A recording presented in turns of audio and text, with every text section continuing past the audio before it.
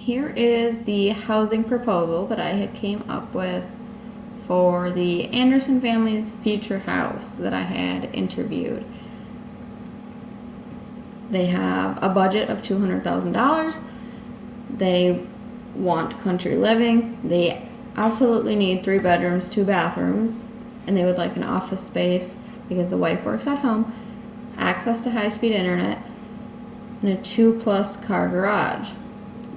Now, what they want is, and not necessarily deal breakers, they don't want to be in a big city. However, living in a small town would be okay. They do not want a 1-car or smaller garage. They absolutely do not want to build. No condo living. And they prefer to not leave the current school district. They also would like to have a shop for toy storage, if possible, and acreage. The suggested home that I had found is in their current town. It's 4 bedrooms. They asked for 3. 2 bathrooms. They asked for 2. It has the 2-car garage they're asking for, and it also has extra parking room for when the children are old enough to drive.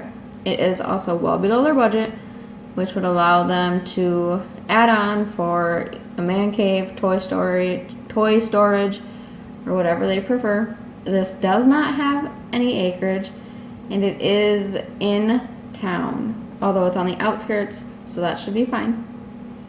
The alternative house that I found is not in their current city, which means they are going to either have to switch school districts or open enroll. It is 3 bedrooms, however, it's only 1 bathroom. It does have a 2-car garage, and it also has an extra shop. It is on 1.5 acres of land, and it is below their budget, which would allow them to be able to add on to make that extra office space. However, as previously said, it is 10 minutes away from the current city that they live in. Comparison between the 2 houses. The proposed house, it's located in their current city, has 3 bedrooms, has 2 bathrooms, office space, 2+ car garage, has room in their budget, and they have access to the fastest internet. The alternative house, it is not located in their current city.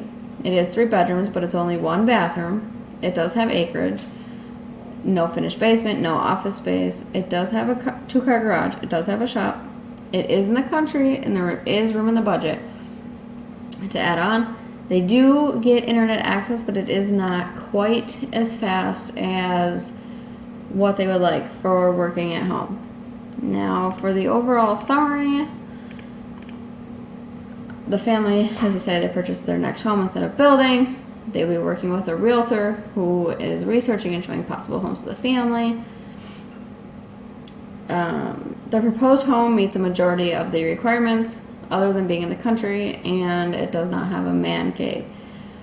This house, however, it is well under budget, which would allow for the addition of a man cave to be added. The biggest thing with this house is that it is not located within the country, but since it is located in the outskirts of town, that should be fine.